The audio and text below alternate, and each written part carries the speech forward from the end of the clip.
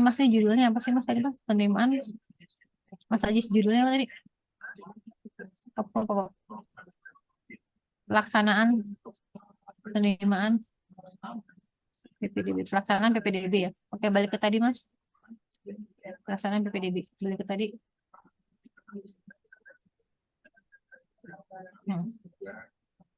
Ada tahunnya nggak tadi di judul? Ada ya? Nggak nyebut tahun ya? Judulnya ada. Mas Candi, di judulnya nggak nyebut tahun ajaran ya? Di judul nggak nyebut tahun ajaran, Bu. Oh, karena berlaku 3 tahun ya? Iya. Oke. Oke, close Mas. Oke, hapus.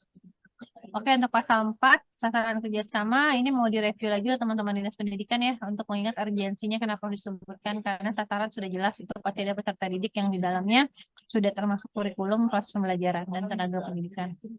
Nanti boleh dikomunikasikan lagi ya, Mas Candy. Bisa, Bu. Oke, lanjut. Ruang lingkup perjanjian, sorry Mas, perjanjian kerjasama itu ruang kerjasama.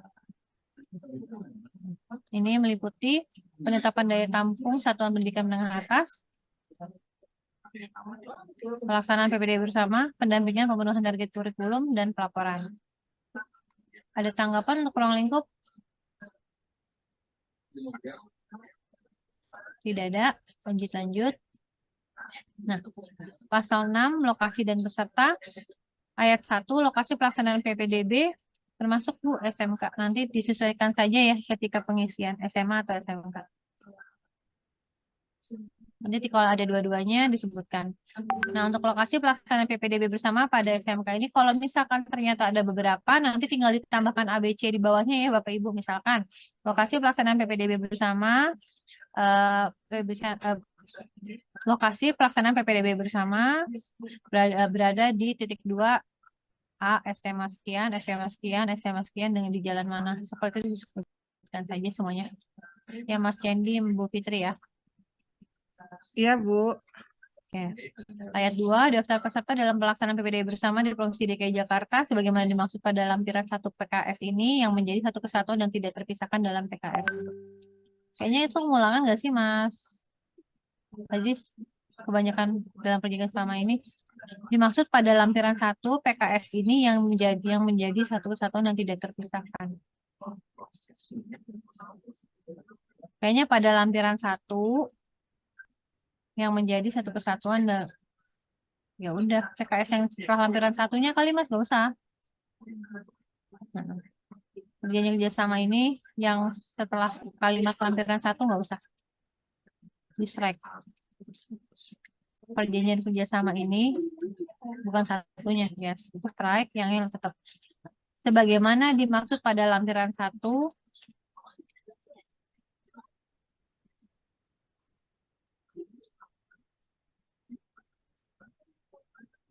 yang sebagaimana dimaksud pada lampiran 1 yang menjadi satu kesatuan dan disebutkan dalam perjanjian. Udah gitu aja. Oke. Nanti ini kan akan jadi template sama kan? Kita lanjut. Pelaksanaan penerimaan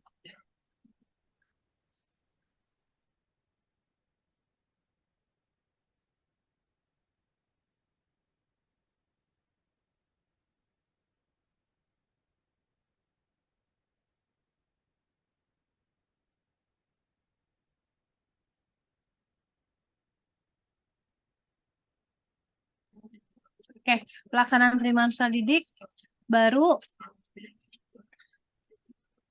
berpedoman pada pergub ini udah sesuai ya. Lanjut Mas, pasal 8. Bantuan sosial BPMS dengan rincian sebagai berikut. BPMS bagi peserta didik baru sebesar sekian rupiah dan biaya sumbangan pembinaan pendidikan bagi peserta didik baru sebesar sekian rupiah. Dan itu disebutkan ya. Lalu ayat 2-nya, besaran dan penganggaran bantuan sosial BPMS diberikan sesuai dengan kemampuan keuangan daerah yang pada jenjang pendidikan SMA bagi peserta didik secara profesional. Untuk yang di highlight kuning itu disesuaikan saja Bapak Ibu SMA atau SMK sesuai dengan kondisi di yayasan masing-masing.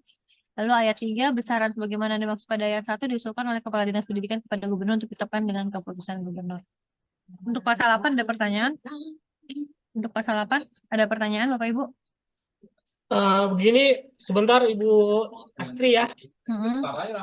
Mau bertanya ini untuk yang itu PMS-nya ada batasan atasnya dituliskan nggak? Batasan atasnya. Oke, Andi, boleh bantu dari Dinas Pendidikan? Gimana Dari pertanyaannya, Dinas- Bu? Ya, boleh Pak Nurul Falah. Jadi untuk yang ayat 1 itu BPMS itu kan nanti diisi disesuaikan ya.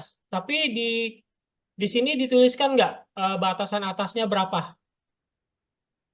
Batasan atas nggak dituliskan, Bapak, tapi langsung yang harga negosiasi Bapak dengan sama bidang, misalkan SMK atau SMA langsung kami tuliskan di sini. Tapi memang sesuai juknis itu, batas maksimal itu 10 juta, Bapak. Oh gitu ya. Oke. Tapi memang tidak dituliskan ya? Iya, tapi tidak boleh lebih dari 10 juta, intinya seperti itu. Oh iya, iya. Oke, ya. Terima kasih. Oke, saya izin lanjut. Pasal berikutnya pasal 9, saya izin hanya membaca kewajiban saja ya untuk direview. Intinya sih nanti hak akan kebalikan dari kewajiban. Contoh di sini kewajiban pihak ke-1, kewajiban Pemprov DKI Jakarta nanti akan menjadi hak dari teman-teman yayasan. Kewajiban pihak ke-1 pertama memberikan daftar nama peserta didik baru, kedua memberikan subsidi biaya pendidikan bagi peserta didik baru bersama sesuai ketentuan yang berlaku dan melakukan pendampingan pemenuhan target kurikulum dan proses pembelajaran.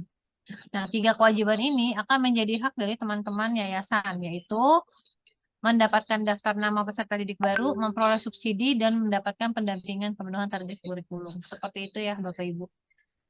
Untuk kewajiban Pemprov DKI Jakarta. Dan hak dari teman-teman yayasan. Ada pertanyaan?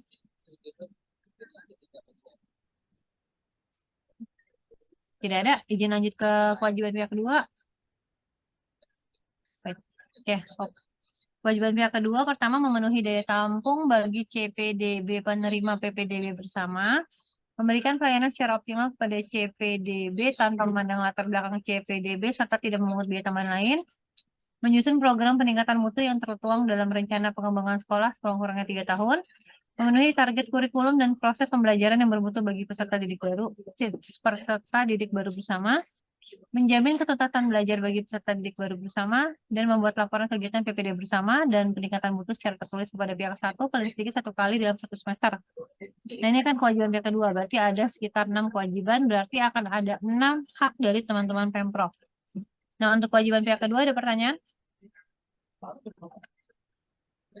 Kalau tidak ada, saya izin lanjut ke hak pihak ke-1 ya. Di sini berarti teman-teman Pemprov berhak mendapatkan daya tampung bagi calon peserta didik baru, memperoleh pelayanan secara optimal, mendapatkan program peningkatan mutu, terpenuhinya target kurikulum, mendapatkan jaminan ketuntasan belajar, dan mendapatkan laporan kegiatan paling sedikit 1 kali dalam 1 semester. Oke. Untuk hak dan kewajiban pihak kedua ada hak dan kewajiban para pihak, ada pertanyaan? Tidak ada. Oke, lanjut Mas.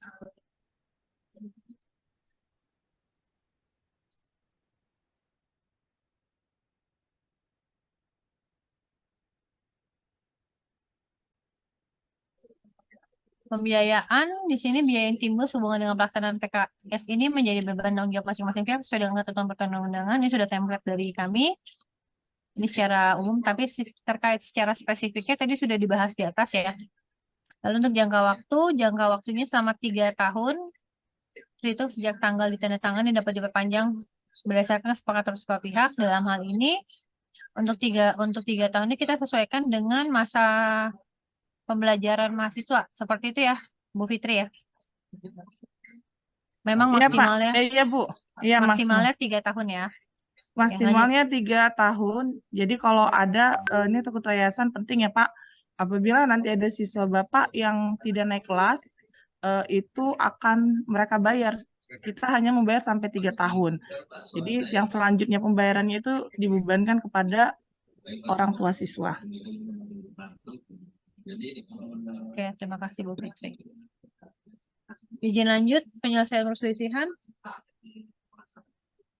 Apabila di kemudian hari timbul perselisihan, baik yang berkaitan dengan perbedaan penafsiran maupun pelaksanaan